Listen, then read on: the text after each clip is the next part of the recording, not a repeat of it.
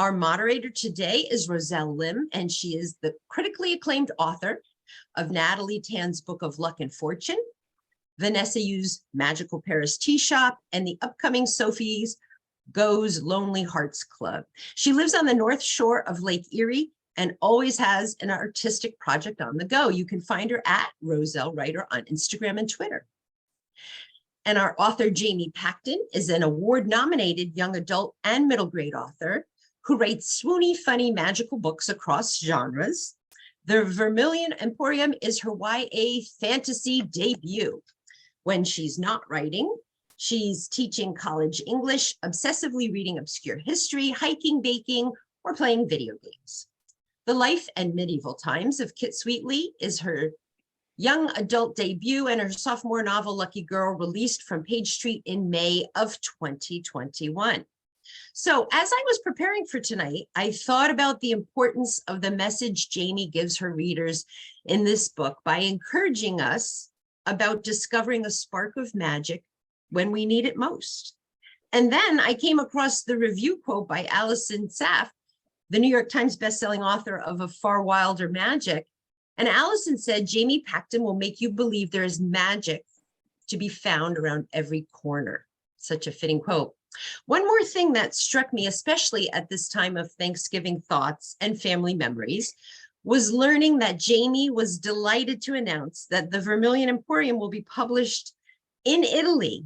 And she had to think of her Italian grandmother, who was a librarian and who fostered her love of books from an early age, and how proud she would be.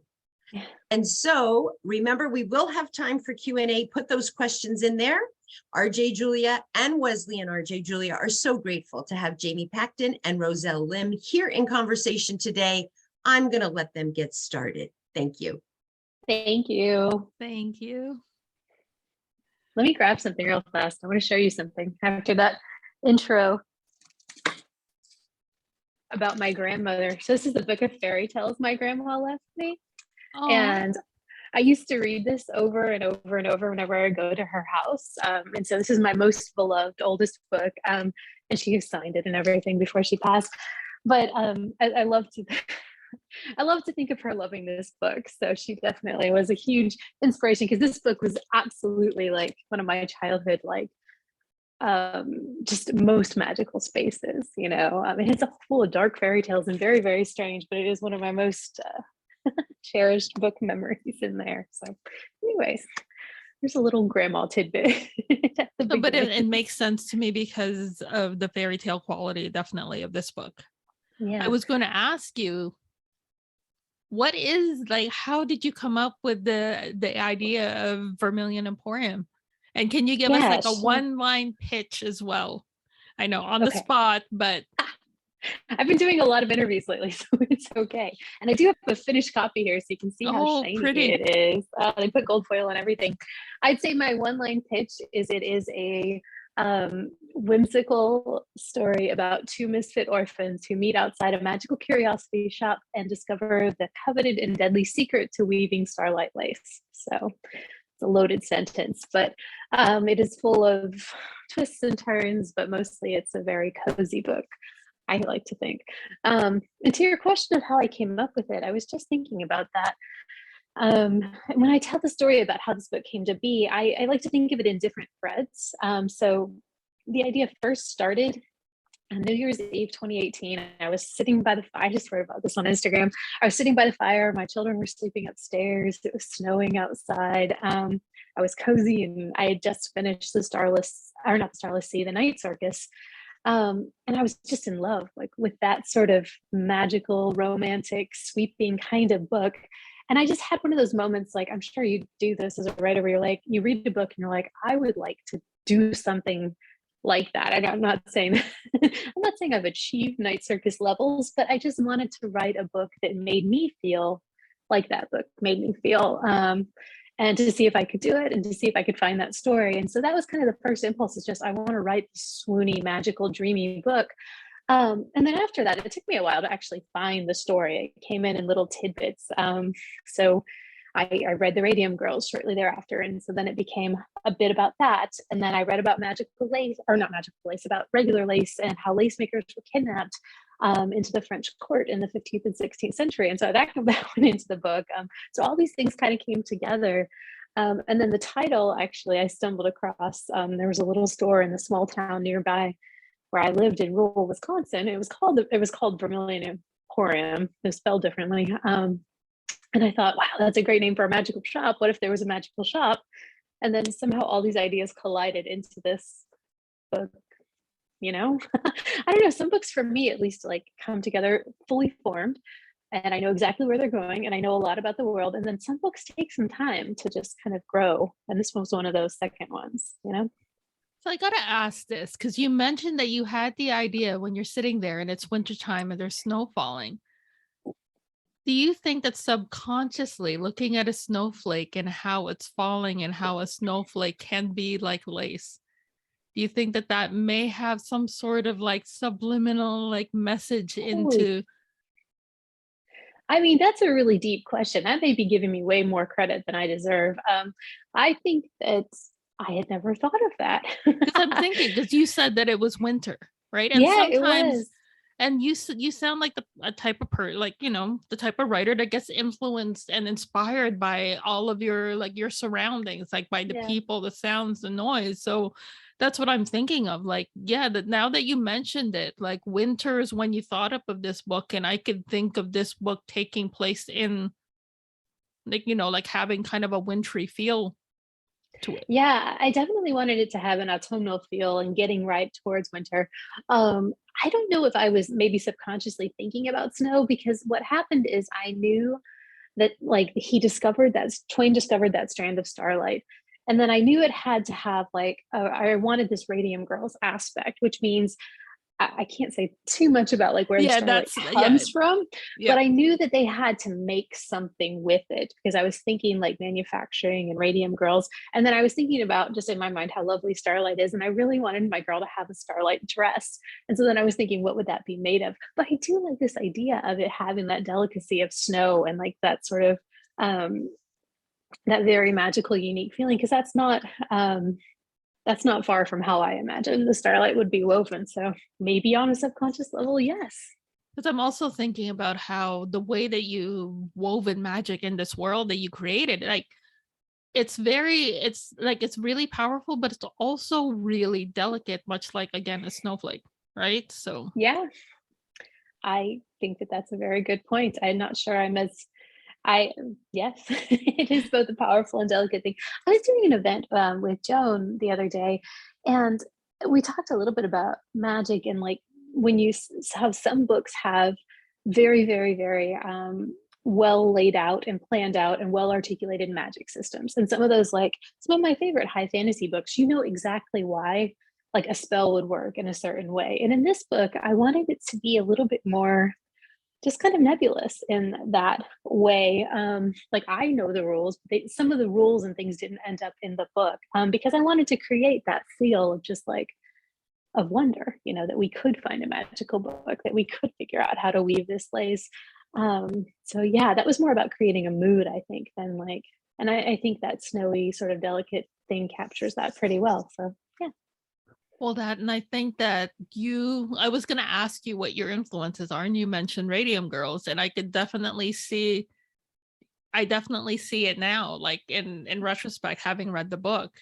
So yes, if you have any readers that love that book and want a fantastical twist to it, I highly recommend that you pick up Vermilion Emporium. Well, that's the thing, right? Because the Radium Girls story is so sad. And I tried this book as a historical first. I was going to write about a girl who became one of the Radium Girls, but then they all just died under such tragic, horrible conditions that I wanted to write them a nicer ending. And I didn't know how to do that without going into fantasy. And that was kind of another, like the book is dedicated to the Radium Girls for that reason, That, and I think that you chose the right timeline, because if you were to put it into that, I think you'd be leaning more towards maybe like sci-fi because of the circumstances against it, and the way that this is now. When you said that you did your research on the French court and the lace makers, that is definitely more of, I find, like the feel of this. It suits it. It definitely suits it a lot better. Thank you. did you subconsciously, like, did you always want to write fantasy, or is it something that you decided to do after having written contemporary? Like, what made you make the switch? Sure. Um, I like to tell people that I'm actually a fantasy writer who ended up publishing contemporary books because I've been writing fantasy for almost like 15 years now. Like my first agent signed me for a middle grade fantasy back in 2015, and that book went to acquisitions like 5 times and didn't quite sell. And then my second agent signed me in 2018 for a young adult fantasy. But I also had The Life in Medieval Times of Kit Sweetly like done at the same time. And it just was one of those, both of those books were on submission at the same time. And you know how this goes, like Kit Sweetly got picked up, and then the other one just kind of stayed on submission. It might still be on submission. I'm not even sure what happened to that book. So I've always been writing fantasy. And what happened with Kit is I had just finished writing this really dark young adult fantasy, and I wanted something lighter and I wanted something funnier. And I went to medieval times with my son, and we had this whole fun night. And so then I just came away from that with story. And then that story sold, and then there was 2 books in the contract. So I all of a sudden, the fantasy writer had 2 contemporary books in the world, which I love, and that's great. And I have another contemporary that's not announced yet. So it's a genre I like to work in, but fantasy is my heart and my home. And like I'm so thrilled to be putting this out there because it's the kind of books I want to write, but I'm always kind of secretly working on. So yeah, it's been exciting though to write in 2 different genres and see my readers kind of come with me, hopefully. Oh, they will. Oh, good. I hope so. But and that kind of like, it's interesting if I can ask you a similar question. Like I feel like you've written almost contemporary fantasy. Is that what your adult books get called? Yeah, it is more contemporary, like fabulism. Okay. Definitely. Yeah. Yeah. And I could see you very easily writing contemporary books or very, like more traditional fantasy, if you will.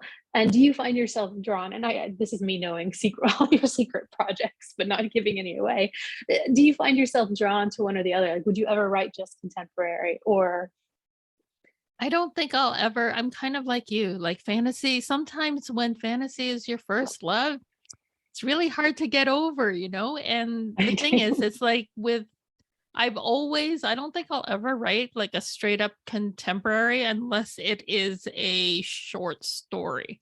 Just because I feel that I need, just like your quote from your blurb, it's just I need to have that magic in my life. Like there's always has to be like a sprinkle of magic no matter where it is around every corner, right? And this is part of why we write. Yeah, absolutely. I think that is a great answer. One thing I love about your books, I've been meaning to tell you this forever, is that like one of your characters can sit down for a meal, and as a reader, I'm there, I'm hungry, I'm eating, like I'm enjoying what they're eating, but you never quite know when things are going to get magical or where it's going to come from. And then it's always surprising and delightful. Like I read your books and I just feel like, oh, I'm so delighted right now. And it's a nice feeling. I don't know, like, do you plan those sorts of things out in advance and the reason I ask you this is people sometimes ask me my favorite part of writing Vermilion, and my favorite part was walking through the Emporium for the first time because I didn't plan out any of the rooms. I just kind of let myself wander like I knew characters are going to walk through, this thing's going to happen at the end, but I didn't know what was behind every closed door. So it was fun. It was a great time for me to enjoy each room. So do you plan out those sort of moments of magic, or do they just kind of make their way into the book organically? I'm a planner. Like I just I can't. I tried to pants, and it always gets me into trouble, unfortunately. See, the thing with your novel for Vermilion, like I find it to be when you say that with my novel, it's more like spontaneous cases of magic. For Vermilion, I see it. It's in the sparkle is there in the corner of my eye wherever I turn. It's not obviously like in your face, but it's like looking around. Again, I'm gonna go back to the snow. It's like looking around, and when you're walking in a snowy park, like a park that just had like a sprinkling of snow in the moonlight, and you see that everything is sparkling, but that everything is still rooted there, that that's the kind of magic that I find that you've sprinkled in Vermilion, that it's just beautiful. it's very, it's that's what I was going to ask you about, like, you know, how much did you enjoy doing world building, and then you're telling me that it's spontaneous. No, it wasn't all spontaneous. Like like you, I am also a planner. Like I won't start drafting a book until we have the 1-sentence pitch and then the jacket copy and then a 7-page single space synopsis, and then I've pulled that out into chapter outlines. And then I don't plan all the way down to the scene level, but I do plan all that other stuff because I tried pantsing as well. And it took me forever to write a book. Like I have contracts, I have to get things done, and I have, smaller chunks of time to write. But and so I did plan the world building, but I let some of the magic just kind of evolve or happen. But I love that idea of a park in the moonlight covered in snow. Like that's such a nice way to say how it's just kind of dusted throughout the book, I was going Vermilion Emporium to me, and I'm gonna go back to Radium Girls in a way, and without being too spoilery. Can you explain to me what is the allure of this magic has a price trope? Like, why is it so powerful, and why is it so effective, and why is it like it's one of the the biggest draws of Vermilion to me? Yeah, I think that's a really good question. So like you, I read a lot of fantasy. I've written a lot of fantasy. And like anytime we're dealing with magic, beyond the inevitable questions of like, how does it work? What does it do? What does it produce in the world? I spent a lot of time in this book just thinking about, because I wrote this in a time where I needed some magic. And I was thinking about what I would do and what I would give, for magic, for something quick and easy that would make my child better or fix some of the hardships or things like that. And I think the answer is a lot of us would do some very incredibly questionable things if we could get a magic pill or a magic whatever it is. And I think that's interesting. I think magic is something that could carry a lot of ethical quandaries in it if we really dug deep into it. And I kind of that idea wasn't necessarily a theme in the early planning, but it evolved as more and more powerful people in the story got interested, not powerful people like in our world, but in the story world, got interested in the magic. Then it occurred to me that if people with power had magical resources, of course they would use it. I mean, that's just a bit of a mirror to our world. Anyways, and so then I just got thinking about cost. So you're right, it is a lot like the Radium Girls in that way. And there is a very deliberate parallel there. But I just think anytime we're talking about magic as something that fixes all or cures all, we have to think about the other side of what is the consequence or who's suffering so that we can have such a shiny, bright world. You know what I mean? It is. I find it a lot more compelling, though, that there is a price to it. I've always thought that if anything was limitless, then you don't value it as much. But if something is limited, then obviously it becomes more of a prized commodity. So if you treat magic the same way, again, it's storytelling gold, right? You've got stakes, you've got limitations, all of this built in. And you've also got people willing to do things. I think if you had a world where magic was something you mined out of the earth or something, you'd have a gold rush type situation, or you'd have, rich people sending people who needed the money or the job, they'd send them down there to, mine the magic. There's just so much you can do. But yeah, if it's a limited commodity, then it becomes storytelling gold indeed. It becomes very, it becomes a dangerous thing, in fact. And I like the idea of that. But I think I also would argue a more English major version of this. I would say, anytime we want anything that's an easy fix or a sort of magical thing, there's probably some dangers inherent in that, just from a existential point of view. This conversation has gotten much deeper and I'm appreciating it very much. Okay, I do think talking about magic, hang on one second, let me just say this. I love magical systems in books where in order for a person to cast a spell, like it hurts them. Do you know what I mean? Like I love books like that because you're literally wondering how much more can their bodies withstand. And then you have books on the other hand. I think Harry Potter is probably the best, easiest example of like they can just cast a spell and there's no consequence, there's no problem, there's no energy drain, nothing like that. And I just don't think it would work like that. But no, I agree. Like on the same token, to me, Superman wouldn't be as fascinating without kryptonite. Right, exactly. Unless they have a weakness or something that makes them like suffer for all of the powers. Exactly. So here's some, you've done a lot of research. You said historical research for Vermilion. Can you give me one really cool fact that you found out, one really gross fact that you found out, and one fact that you wish you didn't know that you've learned? I know that's heavy, but I think it'd be interesting because you've done all this research. Yeah. Let's see. Oh, my brain, of course, in situations like this, everything flies out of it the moment I'm requested for some things. At the risk of repeating myself. So I like most of my research was concentrated on Radium Girls, lace makers, and then just generally on Victorian things. Like I've read a lot about just life in Victorian times and things like that. So let's see. I really like reading about fashion too, and I really like reading about like Victorian fashion and dressing. And I've read a lot of books about like just the sheer discomfort that people endured while trying to eat and live and just be human. Anyways, all right. So one really cool fact. I mean, I do think it's cool and kind of wretched that these Venetian lace makers, who were mostly teenage girls in the 15th and 16th century, they were kidnapped out of Venice, taken to the French court, and then, you know, made to weave lace there. And some of them had like relatively, well, I don't know, I haven't done enough research to say they had decent lives, but they were skilled artisans. You know, they were treated well. They just never got to go home. But one reason for that was because lace was a commodity, right? So when we see people in paintings with those big lace ruffs, what they were essentially declaring is, because lace takes time. I am not very, you are very crafty. I'm always admiring your mini sewing and crafting projects. I am not. Like I bought a crochet kit and I just got mad and I couldn't. Oh, I can't. The only thing I can make with crochets are granny squares. That's my limited ability. Oh, okay, I feel glad to know that because I really gave up rather quickly.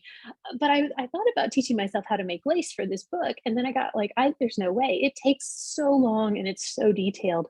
But anyways, that's why in these, you know, noble men and women in the French courts and in other courts, they would wear like the bigger the lace, the more like intricate it was. They were saying, I'm wealthy and powerful. So it was kind of like bling at that time, which I think is interesting. I would love to write a novel about like a kidnapped lace maker at some point. I may do that, or maybe somebody else will.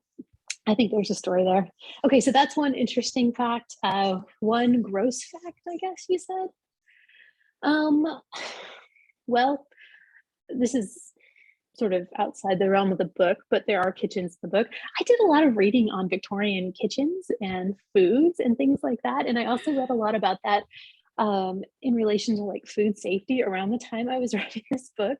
And the thing about many Victorian kitchens, especially wealthy ones, is like so much of the food would just sit out for long periods of time. And so in my books, the characters tend to like be eating something from a bakery. Maybe they're eating in a restaurant, but never at one of those like grand Victorian banquets because that food just sat there and congealed. And I just think it's disgusting and also pretty amazing that people have soldiered on through and existed.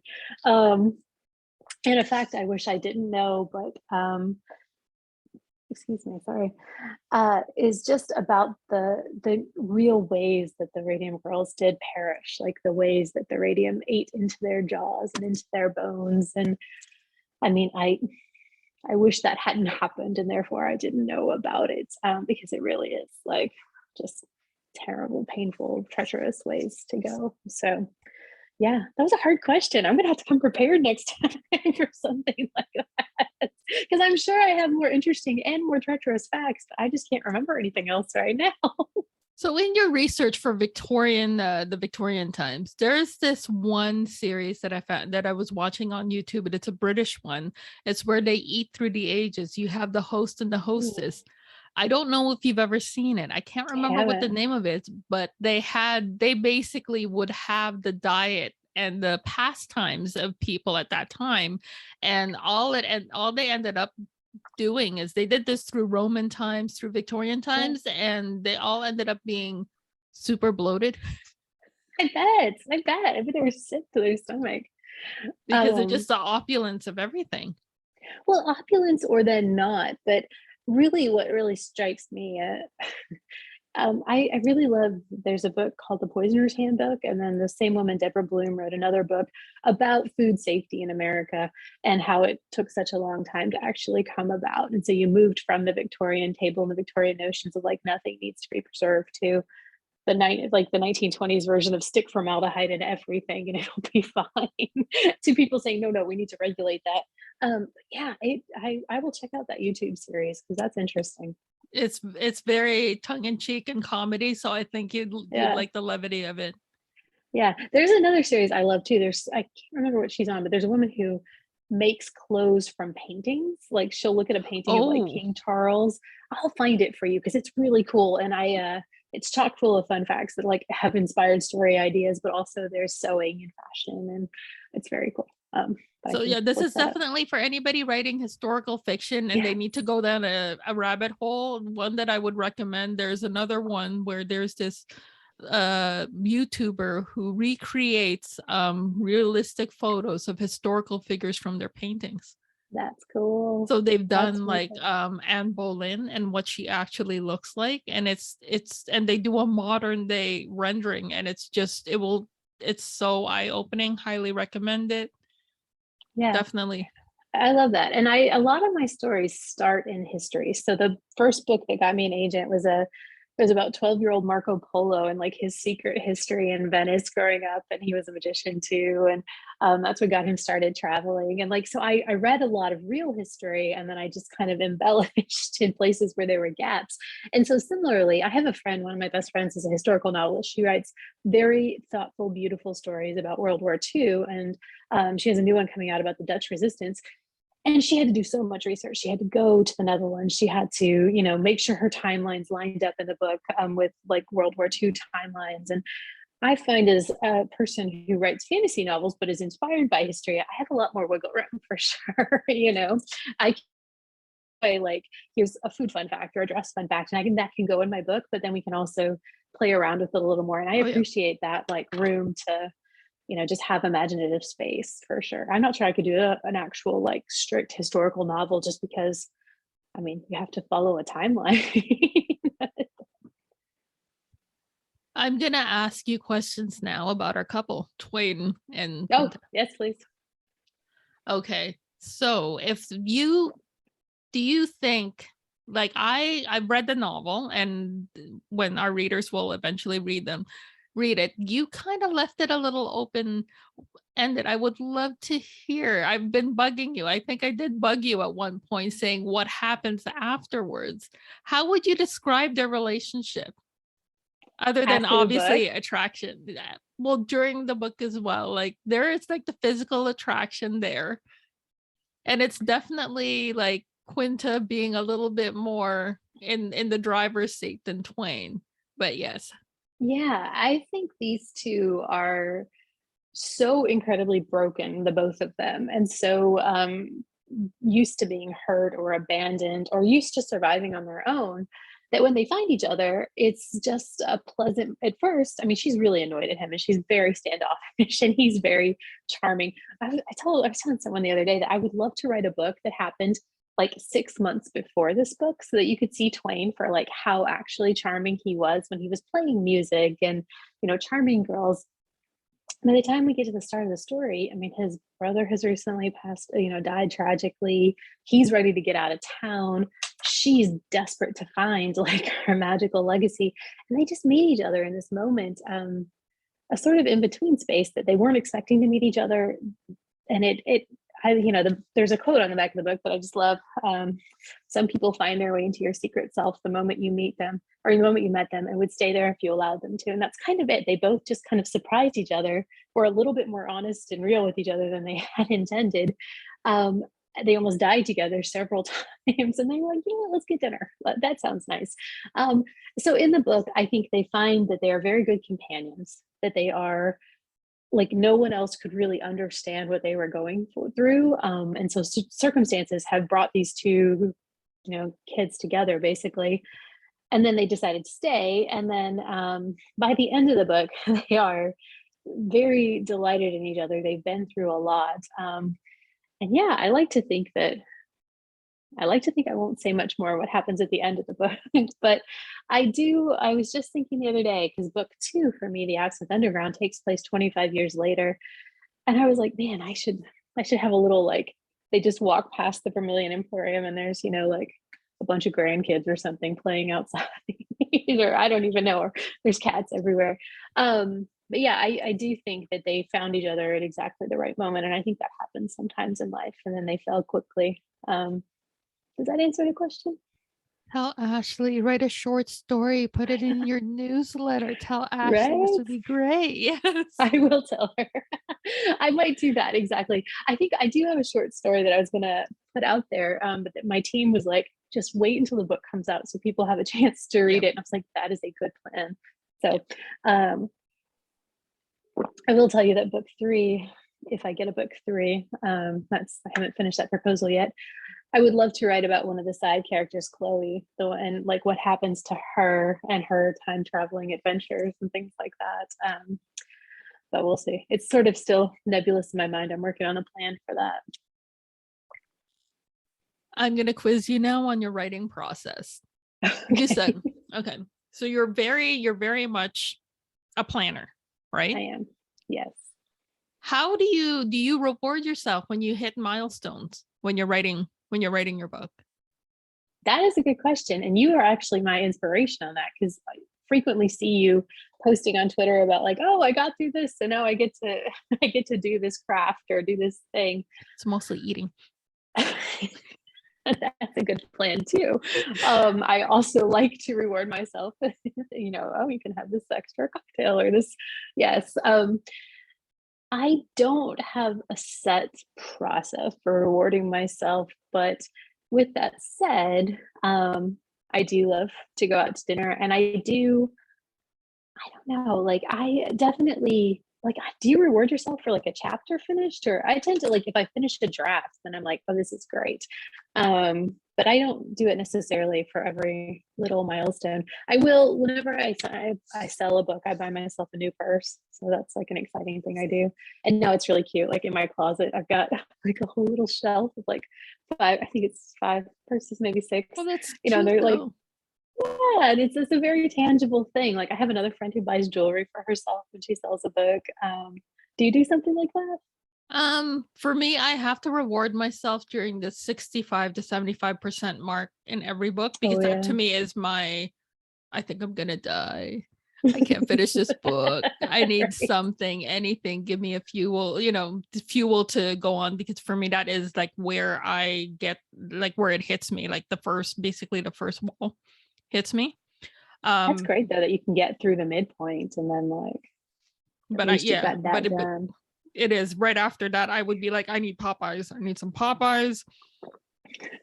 It just needs to be done. So for me, it's usually food. Like I need to go out to eat, or when I'm finished a novel that I have started treating myself a little bit more for if I get a book sold. Like you say, I'm surprised you're not getting ink, because a lot of people get ink when they get a book sold. So that's a good point. I'll tell you something. See this drawing right here?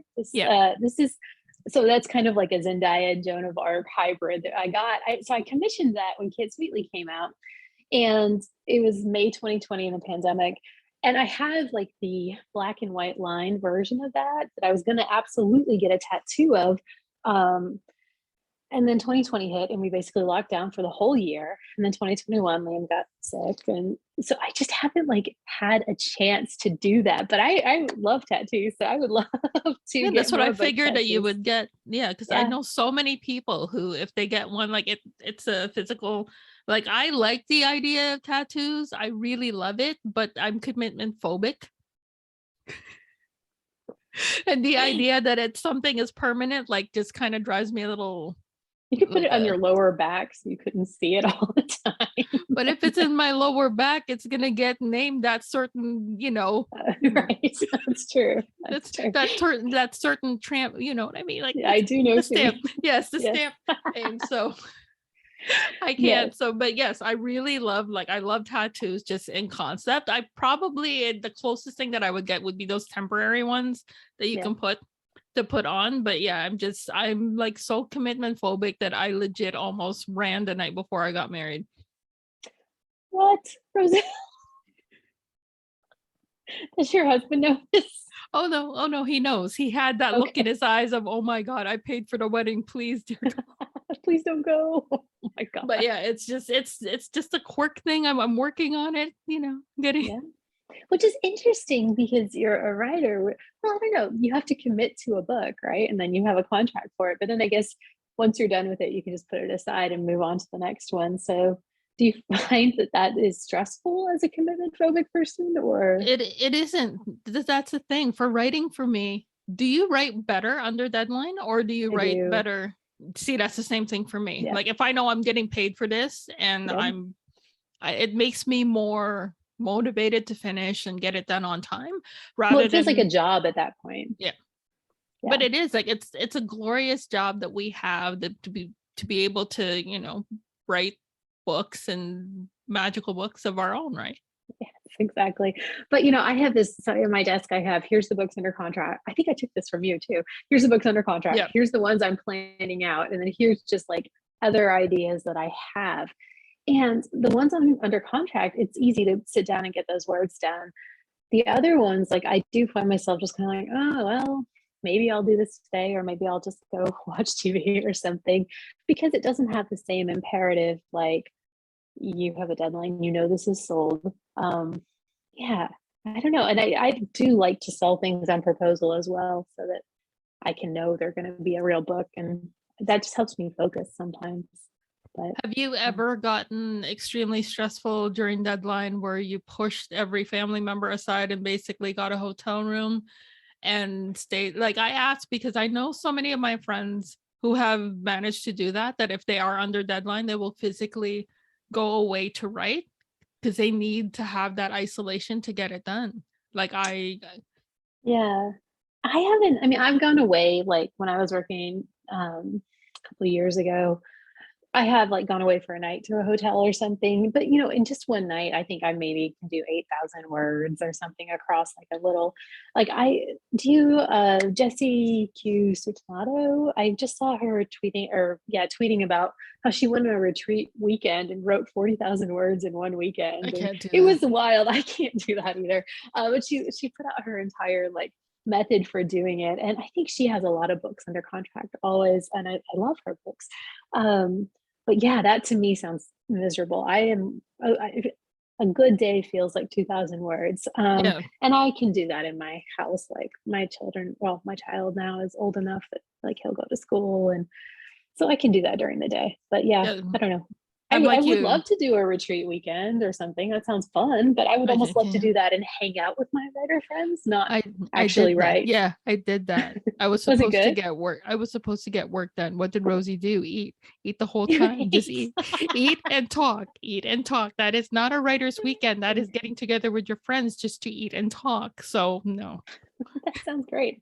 But I think maybe if you go into it very clear, like this is going to be a friend weekend.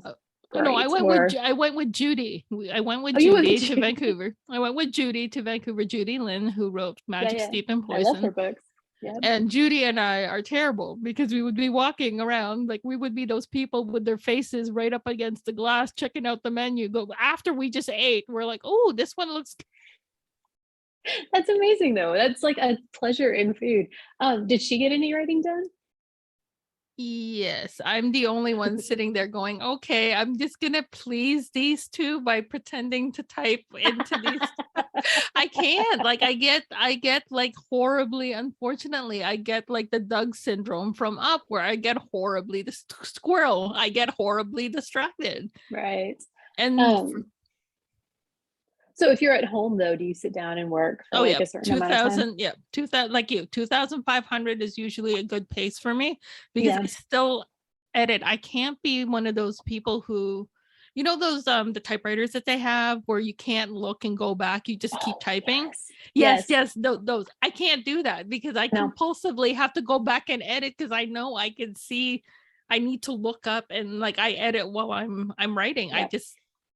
I can't just word vomit and just go. I can't. I'd be like, oh, that's a mess. That's a mess. I have to clean that. It's got to be at a certain state before I move forward.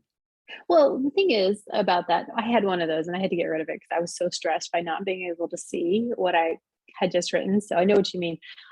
You write beautiful first drafts though. So that's because you're editing as you go. And one thing I found helpful for that is like, I have my time where, okay, you need to just write your words, however many that is.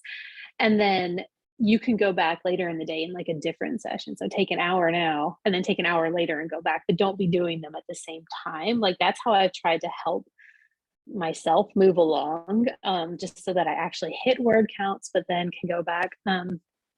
I don't know, like I think everybody's different in that regard. And you know what, if you go on retreats with your friends and just eat, like that's lovely. Your words are still getting done. We ate so much.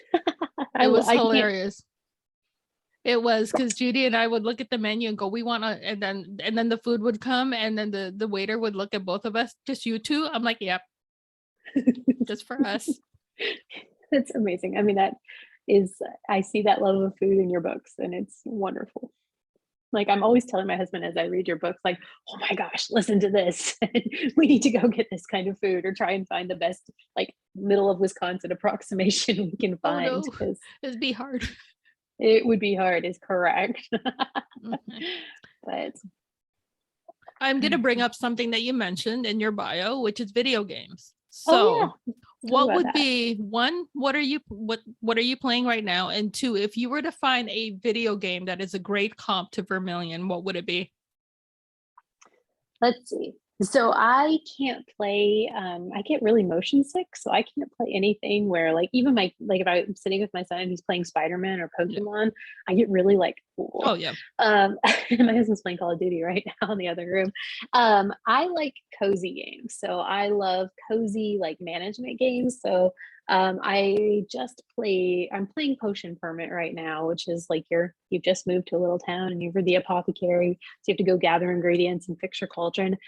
I just played Witchwood, which I really, really loved. You're like a witch, again, gathering ingredients and doing spells and putting things together and traveling to different little areas. I loved Stardew Valley. I loved Spirit Fair. So any of those kinds of games are totally my jam. I need a video game to be extra relaxing. And I don't mind doing discrete tasks, but I don't want it to feel like a to-do list. And let's see, I don't know if I have a video game that would feel like Vermilion. Just because I am still kind of new to video games. Like we're a video game household, but it's taken me a while to kind of find ones that work for me. But I guess, I mean, something like Spirit Fair or Witchwood might have some of that magical feel to it, perhaps. I don't know. Like another excellent question to put me on the spot. Well, I have an answer for you. What I think would be like, I find that the later Final Fantasy games, just because of the stakes, just because like it carries over your trope of, the Radium Girls, like that kind of trope, that heavy trope, but it's got that beautiful atmosphere and all of that in it. I'm just going to put that in my blurb, like the later Final Fantasy games, Roselle Lim, because that is a huge compliment. Like, thank you so much. That I could see that, yeah. And you should play Dreamlight Valley. Valley? Disney okay. Dreamlight Valley. It's very much like Animal Crossing. So if you like something cozy. I do. So what do you play? Do you play video games? That's the only thing that I've been playing. I have put in too many hours into that game. I did play through like most of Animal Crossing for sure. I think you would like, if you haven't seen Spirit Fair, it's very sweet and very cozy as well in the same way. If I can get out of my addiction to Dreamlight Valley, then, because the difference is that between Animal Crossing and this game, Dreamlight spawns resources a hell of a lot faster. Oh, So you don't that's have to wait and you helpful. can get everything done. And right now it's under like I think early access. They Okay, haven't fully released it yet, so it's glitchy, but it's still pretty good. okay, So that's I good to know. recommend that one. I just played Cozy Grove, which was cute, but you have to, there's only so many tasks you can do in one day and then it cuts off. So it's kind of like frustrating. Yeah, Because you have this to one wait. doesn't. Yeah, this Yeah, one doesn't. yeah, I like that much better. Although it does limit my time if I get through everything I can do in a day. And then I'm like, oh, okay, now I need to go do my work or write some books, maybe. Well, it is. What do you do for after writing? What do you consider your downtime to be in between books? You're Ooh, coming up to your downtime now, right? yes. Although, well, I've still got the co-written YA contemporary is still being written and we have a draft due in January. But after that, then I've got a proposal due at some point, and notes on absence. You know how it goes. There's always something coming. But I do have a year of downtime where nothing comes out in 2023. So I'll work on some new ideas. What I like to do on a daily for downtime is I love reality TV. I'm watching, what am I watching? I just watched Dubai Bling, I think, and I'm watching Bling Empire now. Like, I love to just sit down with some bad TV and watch rich people behaving badly. I love to bake. I love to cook. Um, I'm trying to learn some. I'm going to start taking violin lessons. So I don't know. I've got a Oh, little hobbies. Yeah, just for fun. But in between books, I do make myself like take like a month and just read and like be a human and not be obsessed with another like a project where I'm actively sitting down and kind of like churning out words. Because I've definitely done periods of time where it's like I'm trying to hit 5,000 words a day. I had a middle grade book come out. It was an IP book. I was looking for it, but it's over there. In 2019, I got contracted for this book, and it was a 2-week turnaround for a 40,000 word novel. Yeah. And so I got the contract. I did a sample in March, I think. I got the contract in April. It was due by like May 15th, the book was. So it was like 2 weeks of writing when all was said and done. And then the book came out in like October of that year. It was one of the weirdest, like wildest things. Um, yes, and my that was, face is like this for a yeah, reason. it was, and now it's, I think it's out of print because it was a Barnes and Noble exclusive, but it came out right before the pandemic and they didn't do, the publisher didn't do much with it. It was, I mean, it was a fun process, but I did not love like the intensity I had to bring to that project where it was just sit down and write all these words. Like I like to take a bit more time with projects, you know?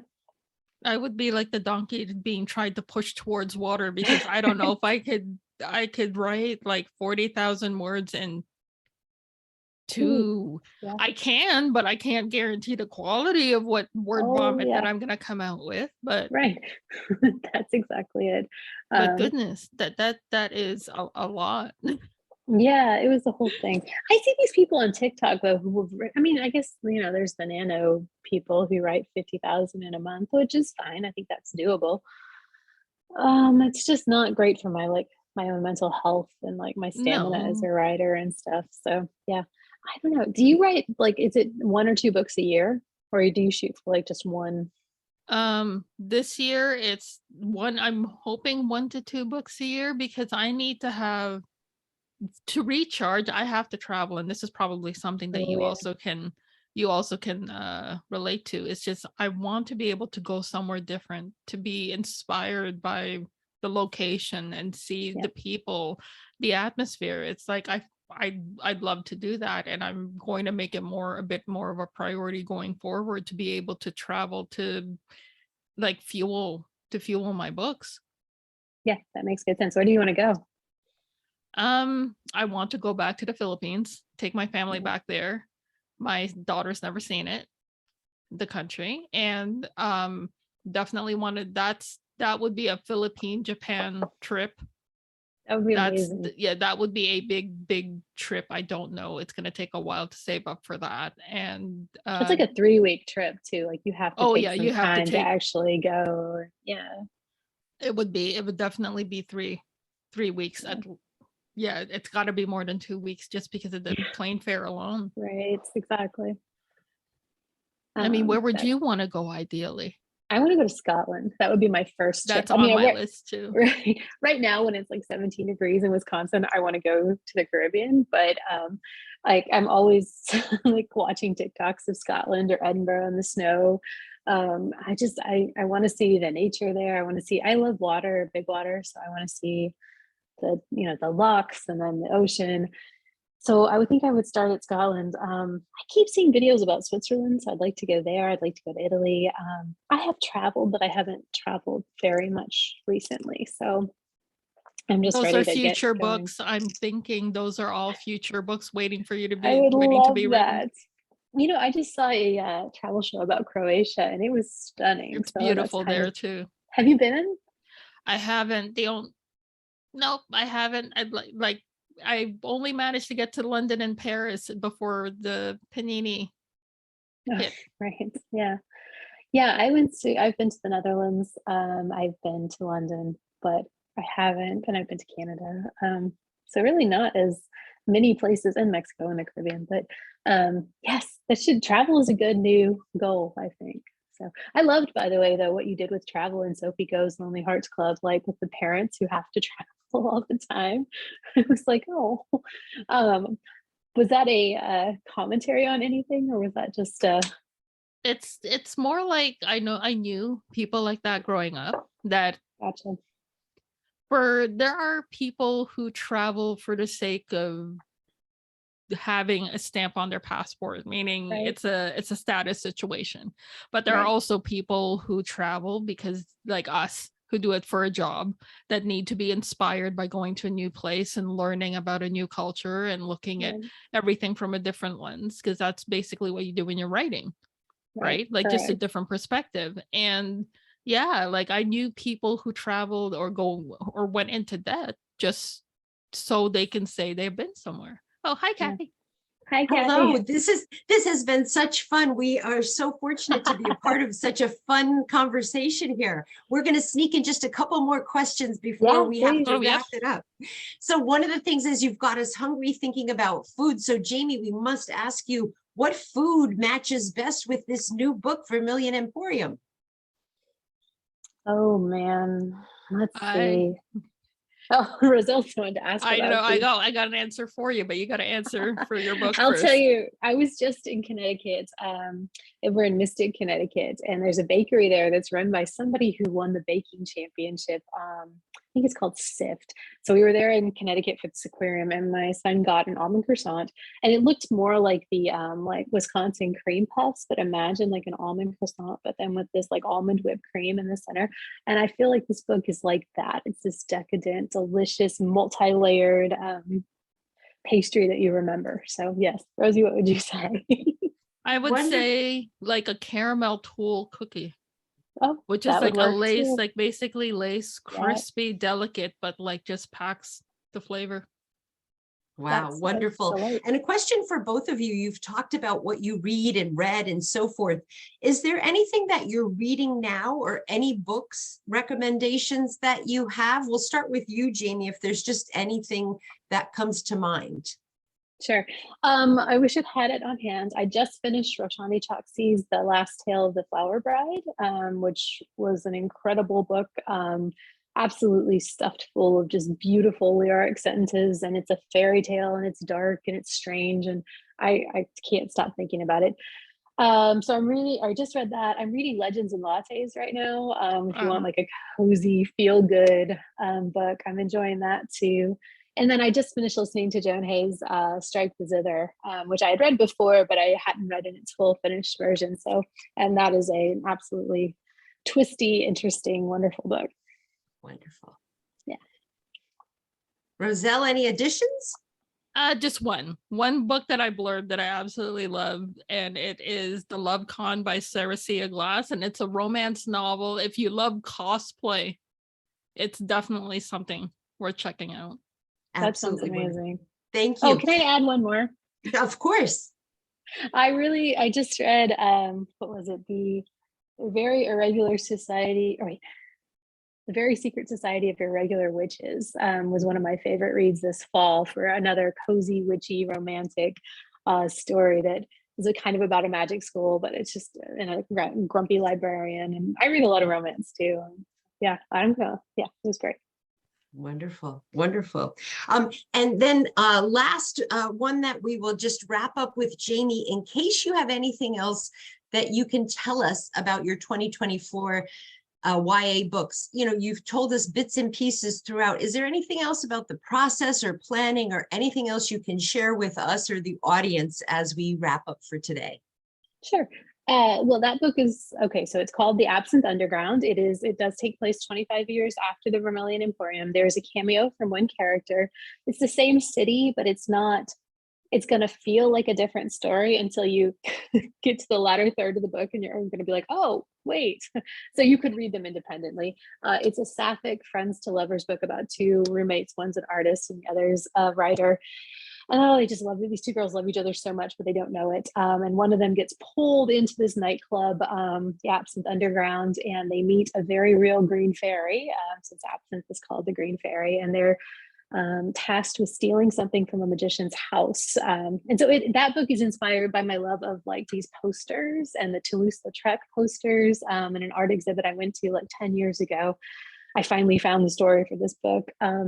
So yeah, the process for that, like I said, I got the idea a long time ago. It finally coalesced. And I actually wrote that book I sold it in January of this year. I turned in a draft in May, and I'm still kind of waiting on my editor's notes. So I'm hoping as we go into the new year, I'll have things to work on. We'll see how that goes, but hopefully a cover by March or April. And then we'll start this promo cycle all over again. So yeah, wonderful. I'm happy to answer more questions as I can, but that's all I got for now. Well, I think that's wonderful. I think we've had so much fun together and listening to your conversation and being a part of it. So we would really like to thank you both, Jamie and Roselle.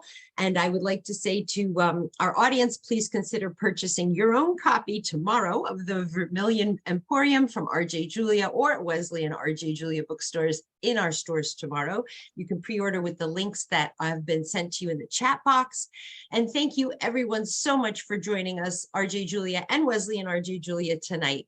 Thank you so much. Take good care. Thank you all. Thank you so much. Bye.